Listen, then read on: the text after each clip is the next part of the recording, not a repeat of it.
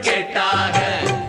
கண்ணழக பார்த்து பார்த்து கண்டமனூரில கேட்டாக மூக்கழக பார்த்து என்ன மூக்கையங்கோட்டையில் கேட்டாக